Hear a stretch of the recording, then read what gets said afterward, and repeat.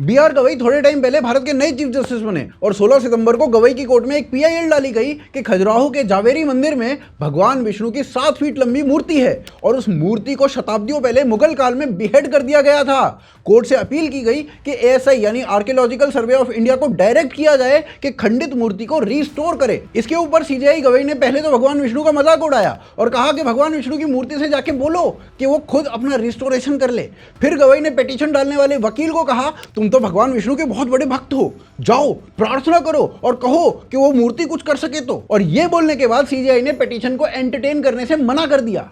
ये आउटराइटली एक धर्म के प्रति सीजेआई की घृणा को दिखाता है। सुप्रीम कोर्ट में इस देश में रहने वाली मेजॉरिटी की आस्था का मजाक बनाया गया, वो भी चीफ जस्टिस ऑफ इंडिया के द्वारा। वो भी तब जब सुप्रीम कोर्ट ने खुद अपने जजेस को आदेश दिया था कि अपनी हियरिंग के टाइम पे कुछ भी अनाप शनाप बोलने से पहले ना 10 बार सोचो।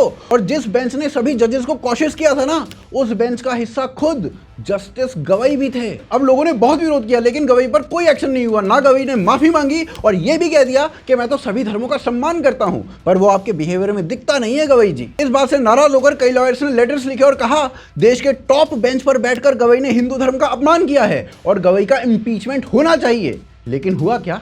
कुछ नहीं। फिर ऑलमोस्ट 1 महीने वेट करने के बाद कल एक सीनियर वकील राकेश किशोर ने सीजेआई के ऊपर जूता फेंक के मारने की कोशिश की। जूता लगा नहीं और नारा लगाया, सनातन का अपमान नहीं सहेगा हिंदुस्तान। और वकील साहब का मानना यह है कि ना मैं माफ़ी मांगने वाला हूं, ना मुझे अफसोस है, मैंने कुछ भी नहीं किया है। आप मेरे ऊपर सवाल उठा रहे हैं। इधर से ऑल न्यूज का जिहादी फैक्ट चेकर अजीत भारती की क्लिप्स को निकालकर वायरल कर रहा था और कह रहा था, देखो अजीत भारती तो लोगों को भड़का रहा है सीजेआई के अगेंस्ट। बताओ, जिस जिहादी जुबैर ने नुपुर शर्मा की एडिटेड क्लिप्स को वायरल करके 6 लोगों को मरवा दिया, जिस जुबैर ने मुसलमानों को झूठी क्लिप दिखा दिखाकर डासना के मंदिर पर अटैक करवा दिया, वो जुबैर किसी और पर इंसाइटिंग का आरोप लगा रहा है। कमाल है। आज अजीत भारती को नोएडा की पुलिस पूछताछ के लिए लेके भी गई और अब वो वापस आ चुके हैं और कह रहे हैं कि लेफ्टिस्टों के गांव में धनिया बोना जारी रहेगा। देखिए, यहाँ पर प्रश्न ये नहीं है कि सीजेआई के विरुद्ध किसी ने कुछ बोला या सीजेआई को जूता उठाकर मार दिया। प्रश्न ये है कि इन सभी को पता है कि सीजेआई के अगेंस्ट ये सब करने से ना परिणाम भयंकर हो सकते हैं,